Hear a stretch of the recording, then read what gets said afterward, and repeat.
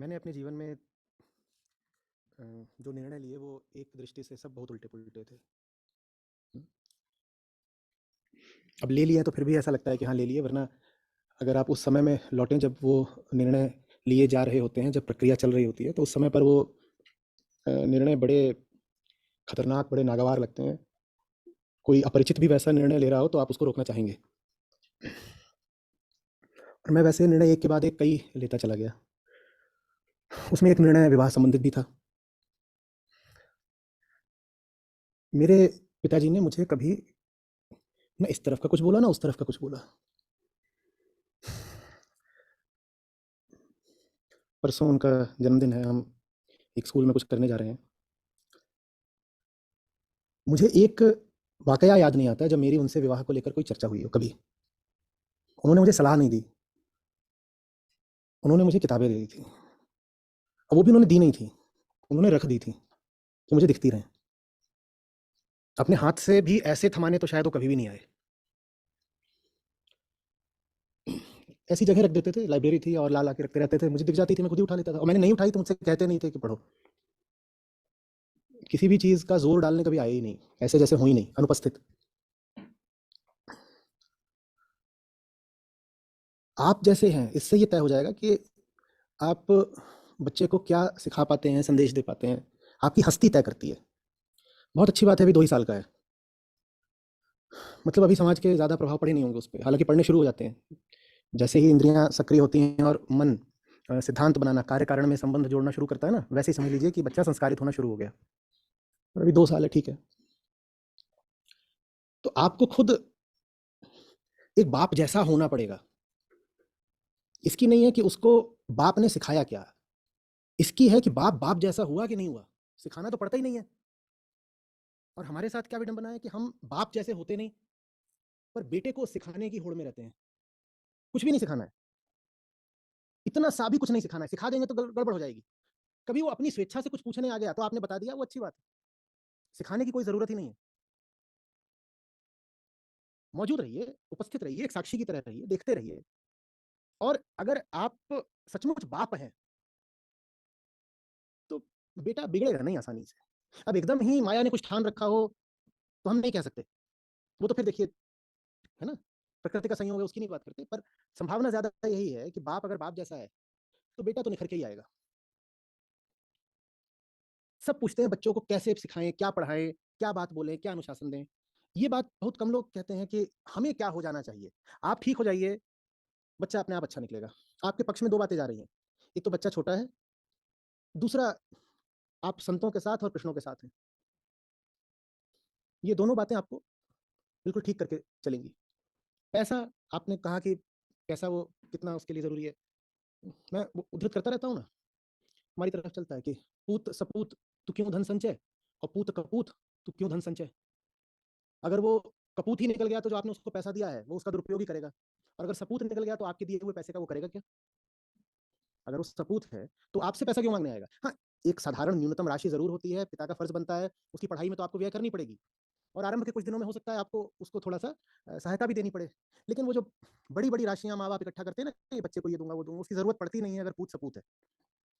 तो आप बेटे पे कम से कम ध्यान दीजिए, आप स्वयं पर ज्यादा से ज्यादा ध्यान दीजिए। कोई सलाह नहीं देनी है, ये मामले ऐसे हैं ही नहीं, क्या सलाह दें उसको कि किससे शादी करो किससे नहीं करो, देख लेगा ना। उसको इंसान बनाना है, इंसान बन गया तो इंसान का मतलब ही होता है मुक्त। मुक्त है वही तो मनुष्य कहलाने लायक है ना, जो मुक्त नहीं है वो इंसान ही नहीं है, वो तो पशु है। तो हमें उसको मनुष्य बनाना है और बाकी काम वो खुद करेगा। और आपको गर्व होना चाहिए अगर वो कभी आपसे अपनी शादी ब्याह की चर्चा करने ना आए। ये कोई बहुत आमतौर पर ये कोई बहुत गौरव की बात नहीं होनी चाहिए अभिभावकों के लिए, अगर बच्चे आकर के उनकी अनुमति वगैरह मांग रहे हैं कि फलाना रिश्ता है, आगे बढ़ूं कि नहीं बढ़ूं। ठीक है, मैं ये नहीं कह रहा हूं बच्चों को छुपानी चाहिए ये बातें। मैं उस स्थिति की चर्चा कर रहा हूं जहां बच्चा इस लायक ही नहीं बना है कि वो 25-28 का या 20-22 का हो रहा है और अभी वो ये जान पाए कि किसको साथी बनाना है किसको नहीं बनाना है। 20-22 का हो गया, अभी भी है वो बच्चा ही। ये माँ बाप के लिए कोई गौरव की बात है। तो माँ बाप के लिए भी ये नाज की बात होनी चाहिए कि इन मामलों पे हमारे बच्चे को हमारी जरूरत नहीं पड़ती, हमने उसको ऐसा ताकतवर और आजाद इंसान बनाया है कि वो समर्थ है, काबिल है इन चीजों पे अपने फैसले खुद लेने के लिए। हाँ, अनुभव अभी उतना नहीं है उसे, और अनुभव का भी कुछ महत्व होता है। तो जब उसे लगता है कि उसे हमारी सलाह चाहिए, तो वो आकर हमसे बात कर लेता है। लेकिन आज़ादी और बोध का महत्व अनुभव से हमेशा ज़्यादा होता है। अनुभव छोटी चीज़ होती है बोध के आगे। तो अपने अधिकांश फैसले वो खुद ही ले लेता है या ले लेती है, बच्चा हो, बच्ची हो, जो भी हो। ये माँ-बाप के लिए गौरव की बात होनी चाहिए, लेकिन माँ-बाप के लिए ये बड़े विरोध की बात बन जाती है। वो इसमें अपमान मानने लगते हैं कि हमारे हमारे बच्चे ने हमसे पूछी नहीं, अपनी ज़िंदगी के फैसले खुद ले रहा है। अगर वो अपनी ज़िंदगी के फैसले खुद ले रहा है, तो इसमें आपका अपमान है कि सम्मान है? सही-सही बताइए। आपको फ़ख्र होना चाहिए ना कि देखो मैंने ऐसा काबिल इंसान पैदा करा है, ये अपनी ज़िंदगी के फैसले खुद ले सकता है। और जिसको इस लायक बनाना होता है कि वो अपने फैसले खुद ले जाए, उसे अभ्यास करने देते हैं। हम जिसको चाहते हैं कि ज़िंदगी की राह पर वो अपनी टाँगों से चले, उसे हम बचपन से ही उसकी ही टाँगों पर चलने देते हैं। आप किसी को 20 साल तक अपने कंधे पे बैठाए रहोगे और 20 की उम्र में कहोगे जा अब अपनी टाँगों से दौड़ लगा, तो वो दौड़ना तो छोड़ो, वो चल भी पाएगा? तो बचपन से ही स्वतंत्रता का बच्चों को अभ्यास कराइए। स्वतंत्रता का अभ्यास कराइए। मुझे याद आता है मैं बहुत-बहुत छोटा था। मैं बता देता हूँ बिल्कुल ठीक-ठीक। अ, 5 या 6 साल का, ठीक है? केजी या फर्स्ट की बात है, रुद्रपुर शहर की। तो हीरो साइकिल थी लाल रंग की और वैसी वाली नहीं जैसे बच्चे चलाते हैं। जैसे बड़ी वाली होती है ना, मैं 80 के दशक की बात कर रहा हूँ, अर्ली 80s। तो जो बड़ी वाली A1 साइकिल होती है, तो उसी का छोटा संस्करण समझ लीजिए। वैसी ही पूरी, बस कद में छोटी थोड़ी, लाल रंग की थी। वो ले आए थे। अब मेरे कद के हिसाब से वो अच्छी बड़ी थी। बस ऐसा था कि मैं जब पाँव पूरा लंबा कर लेता था, तब पैडल उसके घूमते थे और पैडल जब पूरा नीचे तक जाता था, तब तो थोड़ा-सा जैसे मेरे पाँव से वो छूटने ही लगता था। उसको शायद ये सोच के लाए थे कि आज ला रहे हैं, अभी 6 महीने बाद कद बढ़ ही जाना है। शायद ये जो भी है। तो एक दिन का मुझे याद है, एक सड़क है और रुद्रपुर उस समय बहुत छोटा-सा शहर होता था, कस्बे जैसा होता था, बहुत खूबसूरत, नैनीताल के पास। लोग नैनीताल चले जाया करते थे शनिवार, इतवार। तो कोई नहीं आस-पास, शाम का समय है, आबादी बहुत कम थी वैसे भी वहाँ की और वो ऐसे ही पतली-सी है सड़क और उस पर है और वो मुझे पीछे से पकड़ के साइकिल चलाना सिखा रहे हैं, करा करते थे। और उस दिन मैं साइकिल चला रहा हूँ, चला रहा हूँ, चला रहा हूँ, चला रहा हूँ, चला रहा हूँ, चला रहा हूँ और काफ़ी देर बीत गई, 10 मिनट बीत गए, तो मुझे कुछ हुआ खटका-सा। मैं पीछे देखता हूँ तो वो शायद जाने 500 मीटर या 1 किलोमीटर पीछे हैं और वहाँ से ही बोलते हैं बस ऐसे। उन्होंने छोड़ दिया था, बिना ये सोचे कि उतरते समय गिर सकता है, घुटने छिलेंगे, जो भी होगा, छोड़ दिया था।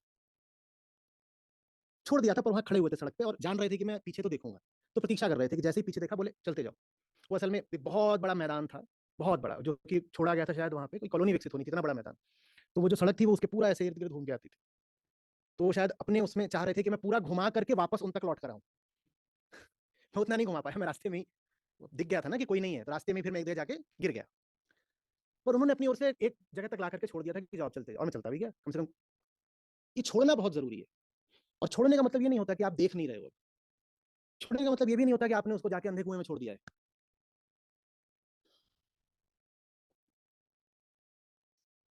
विजय सुपर स्कूटर होता था, स्कूटर्स इंडिया लिमिटेड का, लखनऊ में बनता था।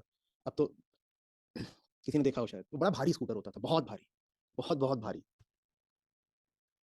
तो मुझे मेरे नाना ने हीरो पुक तोहफ़े में दे दी थी, मैं 8वीं-8वीं में रहा होऊँगा। मुझे वो चलानी नहीं आती थी। तो उन्होंने मुझे विजय सुपर से हीरो पुक चलानी सिखाई। मैं चला रहा था तो वो पीछे बैठ जाते थे, कहते चलाओ, और वो बहुत भारी स्कूटर था और गिरता तो मुझे तो लगती, उन्हें भी लगती। पर मुझे स्वतंत्र छोड़ने के लिए उन्होंने ये तक स्वीकार किया कि उनको चोट लग जाएगी। पर ये नहीं था कि अभी तो तुम बहुत छोटे हो, अभी तो तुम मोपेड चलाओ, ऐसे करो, वैसे करो, जो भी है। तो ये प्रश्न मुझे विचित्र लगता है जब कोई पूछता है कि हम बच्चों को क्या सिखाएँ, क्या सलाह दें? मैं बोलता हूँ कुछ मत सिखाओ, मौजूद रहो। तुम्हारी हस्ती बहुत सारी बातें बच्चों को सिखाती है। आपकी हस्ती ऐसी होनी चाहिए ना कि बच्चा खुद सीख ले। बच्चे को सीधे-सीधे क्या सिखा रहे हो? बच्चा आपको देख तो रहा है। मैंने उनको भरे मंच पर मुख्यमंत्रियों को लताड़ते हुए देखा है और मुख्यमंत्री वहीं मंच पर बैठे हुए हैं।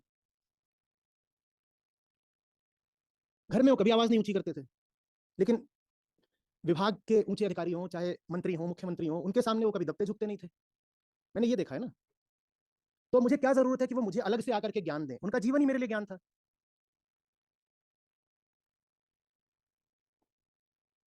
और बड़ा अजीब हो जाए ना कि वो आकर के वीरता का संदेश दे रहे हैं और जबकि मैं उनको पाऊँ कि वो बिल्कुल घुघु हैं, डब्बू हैं।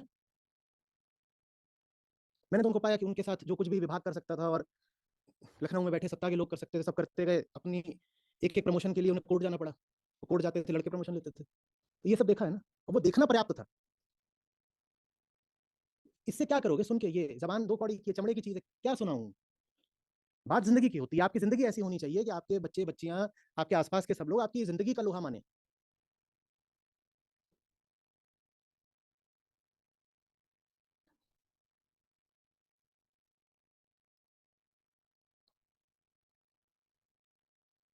बड़ा अजीब हो जाता है। मतलब मैं कल्पना भी नहीं कर पाता हूँ, आपसे बात कर रहा हूँ इतने में 2-3 बार, कि मैं उनके साथ बैठ के अपने विवाह की बात कर रहा हूँ, मैं कर ही नहीं सकता था। हमारा रिश्ता ही ऐसा नहीं था कि हम ये बातें करें। ये कोई करने की बात है? पापा, उन्हें भी पता है, मैं उनको अजीब लगता है, ऑकवर्ड लगता है कि ये क्या बात करने आए हो, देख लो तुम्हें जो भी करना है, मुझसे क्यों पूछ रहे हो? ये तुम मुझसे क्यों डिस्कस करने आए हो?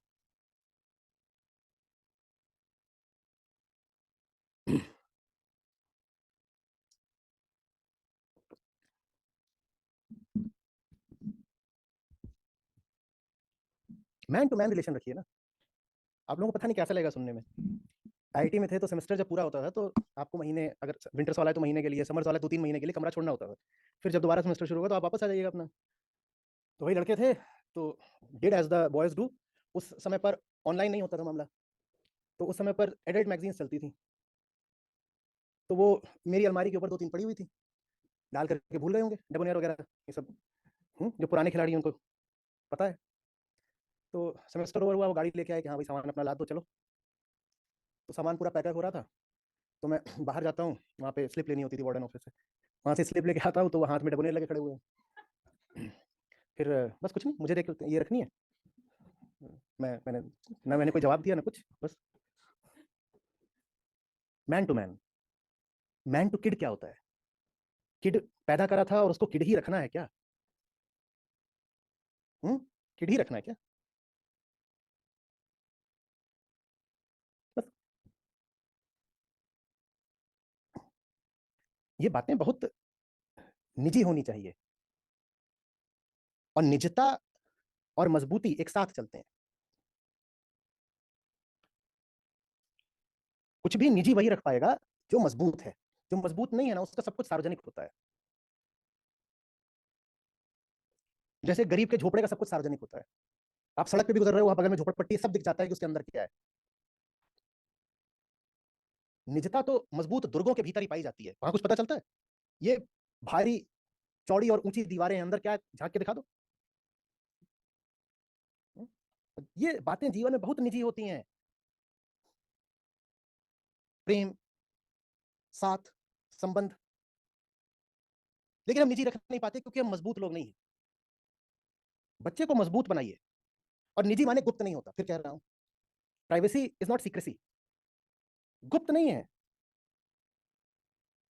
हो सकता है प्रकट हो, प्रत्यक्ष हो, लेकिन फिर भी निजी है क्योंकि हमारा है।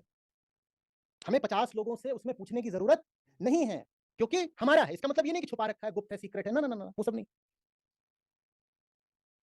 क्यों माँ बाप होने के नाते हमें इतनी हसरत हो कि बच्चे बच्चियों के ब्याह में और संबंध में हमें घुसना है? क्यों घुसना है?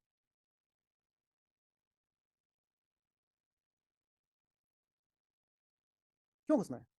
देखने दो ना उनको। हाँ, उपस्थित रहिए।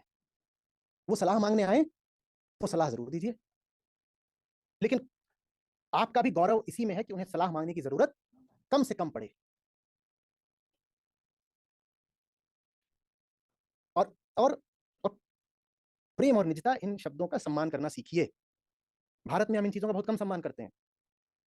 भारत इसीलिए तो आत्मा से वंचित रह गया ना, क्योंकि आत्मा माने वो जो सबसे निजी है। यहां हम हर चीज को सोशल, सार्वजनिक बना डालते हैं। हर चीज को चौराहे पे टांग देते हैं। इतना भद्दा लगता है। वैसे तो हम कहते हैं कि साहब हम बड़े सांस्कृतिक लोग हैं और हम बड़ी मर्यादा का पालन करते हैं, और जितनी अश्लील हरकतें हम करते हैं इतने दुनिया में कम ही लोग होंगे जो करते होंगे।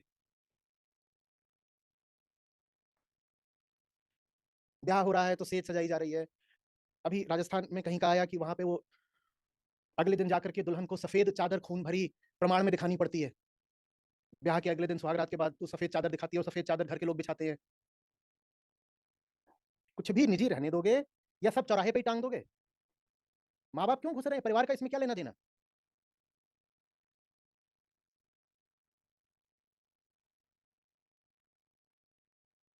हर बात। और बल्कि डपट देना चाहिए इन मामलों में। तो अगर वो जो बच्चा है नालायक निकल रहा है और पूछने आ रहा है तो उसको डपट देना चाहिए कि ये बात मुझसे क्यों पूछ रहा है, खुद समझ खुद तय कर। घोड़े जैसा हो गया 25 साल का, इसमें मुझसे सलाह लेने आया, क्यों लेने आया? इसकी जगह हम उल्टे बुरा मान जाते हैं अगर वो हमसे पूछने ना आए तो।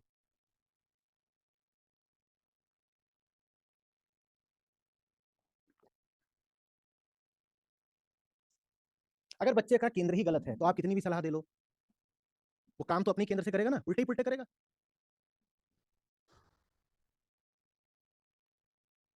अभिभावक होने के नाते उसके निर्णयों की जिम्मेदारी आपकी नहीं है, उसके केंद्र की आपकी जिम्मेदारी है। जिस हद तक एक व्यक्ति की दूसरे व्यक्ति के प्रति जिम्मेदारी हो सकती है, बाकी कोई किसी का भाग्य विधाता नहीं होता, उसके केंद्र की आपकी जिम्मेदारी है। जिस हद तक एक व्यक्ति की दूसरे व्यक्ति के प्रति जिम्मेदारी हो सकती है, बाकी कोई किसी का भाग्य विधाता नहीं होता। आपने बच्चा पैदा किया है, आप उसके रचयिता नहीं हो गए हो, विधाता नहीं हो गए हो। ये बिल्कुल हो सकता है कि आपका बच्चा हो और आपके सारे प्रयासों और आपकी सुदृढ़ हस्ती के बावजूद वो बहुत एक कमजोर जंतु बन के निकल जाए, बिल्कुल ऐसा हो सकता है। लेकिन जिस हद तक हो सके आप उसकी हस्ती को संबोधित करें, उसके निर्णयों पर छाने का प्रयास न करें।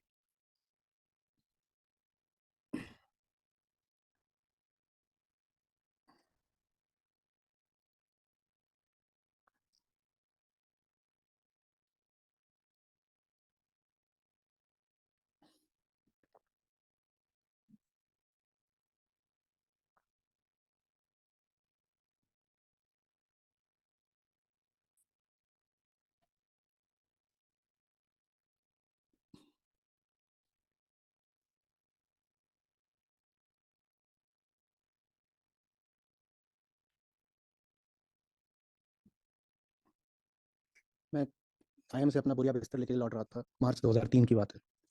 आश्रम एक्सप्रेस चलती थी, पुरानी दिल्ली आती थी, तो वो मुझे लेने आए थे।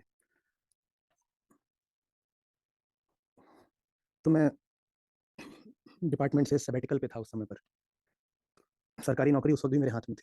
अब आईएम से भी आप ग्रेजुएट कर गए तो आपको चुनना है कि कॉर्पोरेट जॉब है, ये रहा उसका ऑफर, और ये रही सरकारी नौकरी, दोनों में से ज्वाइन किसको करना है। तो हम वहाँ पुरानी दिल्ली रेलवे स्टेशन से आ रहे थे, तो मुझे याद है गाड़ी में मैं बैठा हूँ, पिछली सीट पे मेरे बगल में वो बैठे थे, मैं इधर खिड़की पे उधर खिड़की पे,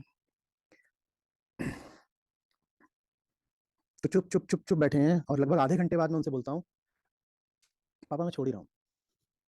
ना कोई भूमिका, ना कोई संदर्भ, कुछ नहीं, कुछ भी नहीं है, कोई बात नहीं हुई है। वहाँ ट्रेन से उतरने के बाद से, गाड़ी में पार्किंग में बैठने के बाद से इतना आगे आने तक में कोई बात नहीं हुई है। और मैं सीधे बोलता हूँ, पापा ये भी नहीं बताया कि भाई नौकरी की बात कर रहे हो, खाने की बात कर रहे हो, गर्लफ्रेंड की बात कर रहे हो, दुनिया की बात कर रहे हो, क्या छोड़ रहे हो? कुछ नहीं, कोई उसमें कॉन्टेक्स्ट सेटिंग हुई ही नहीं। मैंने बस इतना बोला, पापा मैं छोड़ ही रहा हूँ। और अगर नौकरी की भी बात हो रही है तो उसमें मैं कौन सी छोड़ रहा हूँ, सरकारी या कॉर्पोरेट, ये भी बात नहीं, कुछ स्पष्ट नहीं। मैं वो उधर अपना बैठे हुए हैं, मैं पापा मैं छोड़ ही रहा हूँ, कैसे करते हैं, छोड़ दो। और 10 इंटरव्यू हो चुके हैं, बाहर वाले पूछते हैं आपने यूपीएससी छोड़ दी, आपके घर वालों का इसमें क्या प्रतिक्रिया थी? उन्हें बुरा नहीं लगा, मैं उन्हें कैसे बताऊं कि कुल ये थी उनकी, कैसे समझाऊं, उन्हें समझ में ही नहीं आता। वो भी मैं थोड़ा अतिशयोक्ति करके जोड़ के बता रहा हूँ, उन्होंने इतना बड़ा भी ये नहीं किया था।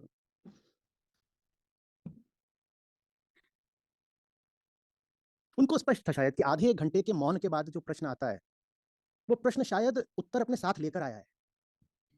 जरूरत ही नहीं है कि मैं कुछ समझाऊं, ये कोई उथला प्रश्न नहीं है, ये बड़े विचार, बड़े मौन से उठा हुआ प्रश्न है। तो मैं इसमें क्या सलाह दूंगा? जैसे मैंने पूछा वैसे ही उन्होंने तत्क्षण कर दिया, फैसला हो चुका था। असल में वो जानते थे कि फैसला सवाल पूछने से पहले ही हो चुका है। क्या हो चुका है ये भी उनको पता था। ना कुछ, न पूछा किस बारे में कह रहे हो, ना आगे की बात, न पीछे की बात, न तर्क वितर्क, न वाद विवाद।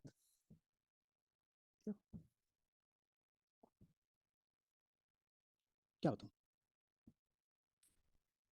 बच्चों को बड़ा कैसे करें, मुझे तो किया ही नहीं गया। और चूंकि मुझे किसी ने बड़ा करने का प्रयास नहीं किया, इसीलिए शायद मैं बड़ा बड़ा हो पाया। किसी ने मुझ पर भी जोर आजमाइश कर दी होती मुझे बड़ा करने की, तो मैं भी बौना रह जाता। बच्चों को कैसे बड़ा करें? उन्हें बड़ा होने के लिए छोड़ दो, वो खुद बड़े हो जाएंगे।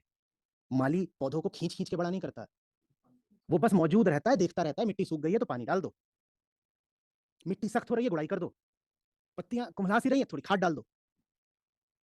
और माली लेके आया स्ट्रेचर और आदर्श बाप बन के दिखाऊंगा, दुनिया का सबसे लंबा पौधा मेरे यहाँ होगा। तो वर्मा वाला 6 फुट 2 इंच का हुआ है, मैं इसे 6 फुट 4 का करके दिखाऊंगा। और ये पहला वाला नहीं हो रहा तो चलो रे एक और पैदा करते हैं, दूसरा वाला सबसे लंबा खींच के दिखाएंगे। छोड़ दो, वो खुद होता है। उन्हें बढ़ने के लिए, फलने फूलने के लिए अनुकूल माहौल दो और विथड्रॉ करना सीखो। ये भारतीय अभिभावक नहीं जानते हैं। विथड्रॉल, पीछे हटना, जहां जरूरी नहीं है वहां मौजूद क्यों हो? अपनी गरिमा, अपनी इज्जत का ख्याल करो, पीछे हटो। हम घुसना जानते हैं, पीछे हटना नहीं जानते। पोस्टर बनाया था, एक कोटेशन थी कि प्रेम गले लगाना भी जानता है और दूरियां निभाना भी। हम गले ऐसे लगाते हैं कि फिर चिपक ही जाते हैं। जैसे कल्पना करो, कोई आके आपसे गले लगा, 10 सेकंड तो अच्छा लगे, गले लगा हुआ है, और 10 सेकंड के बाद आप क्या चाहने लगते हो? हट भी जा। 20 सेकंड के बाद आप थोड़ा सा खुद ही उसको हल्का सा इशारा देने लगते हो, भाई 20 सेकंड हट। अब 1 मिनट हो गया, हट नहीं रहा है, तो कैसा लगने लगता है?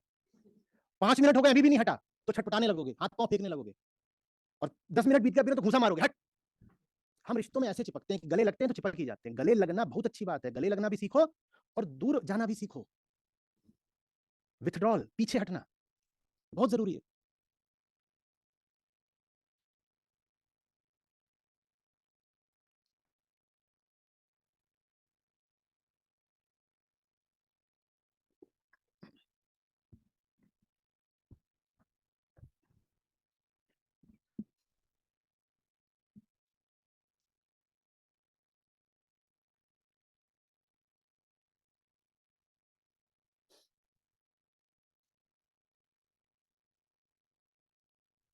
सर मैं हाँ,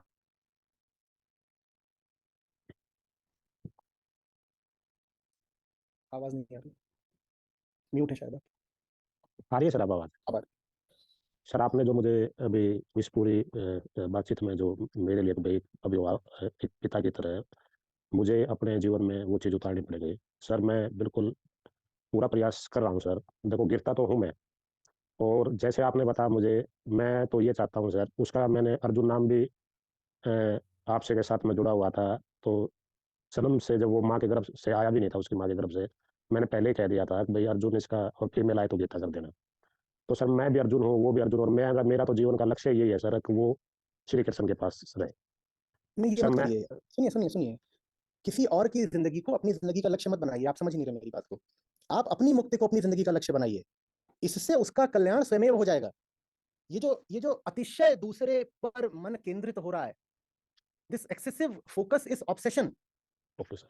दूसरे की भलाई के लिए भी आप अगर हर समय उसी के बारे में सोच रहे हो, तो ये स्वस्थ बात नहीं है। इसमें इसमें सिकनेस है।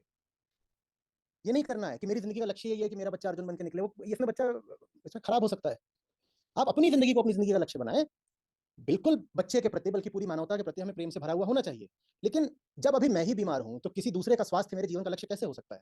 हो ही नहीं सकता। बात नियम विरुद्ध है, नहीं हो सकता। तो एग्री इतना सर। बच्चे के बारे में सोचना बंद करिए। ठीक है। बच्चे के बारे में आप इतना सोचेंगे ना, तो वो चीज उस बच्चे को भारी पड़ जाएगी। स्वयं पे ज्यादा ध्यान दीजिए। आप अपने पे ध्यान देंगे, ये बच्चे के प्रति सबसे बड़ी आपकी मदद हो जाएगी। सर स्वयं पर तो मैं ध्यान दे रहा हूँ सर, और प्रयास भी हाँ। कर रहा हूँ। और अम, ये है कि सर ईमानदारी से कुछ बातें कहना चाहूँगा। गिरता भी हूँ सर, चोट भी लगती है, और अभी बेहोशी में कुछ मैंने गलतियाँ की सर पीछे, और मेरी गलती थी सर। मैं अब झाँक के देखता हूँ जी आपका फ्रेम थोड़ा सा ठीक करो फोन। तो सर बेहोशी में मैंने गलतियाँ की। तो अब हो क्या रहा, जैसे आपने बताया था कि जब आप अध्यात्म के रास्ते पे चलते हो, तो आप समाज के विरुद्ध आपको मतलब आप समाज आपके विरुद्ध होगा। समाज अध्यात्म को, सही अध्यात्म को कभी पसंद नहीं करता। तो सर मेरा निजी जीवन में, निजी जीवन इन द सेंस जो सामाजिक जीवन है, जो आसपास, वहाँ मेरा है सर। मैं आपके कहे अनुसार, मतलब आपके बताए हुए रास्ते के पे मैं टक्कर ले रहा हूँ सर उनसे। ठीक है, मेरा सामाजिक बहिष्कार हो रहा, मैंने स्वीकार कर लिया सर। मुझे पागल की डिग्री भी मिली, मैंने वो भी स्वीकार कर ली सर।